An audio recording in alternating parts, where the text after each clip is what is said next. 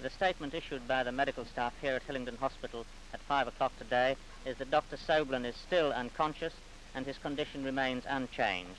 The next bulletin will be at 10:30 tomorrow morning, Saturday. Thank you very much, sir.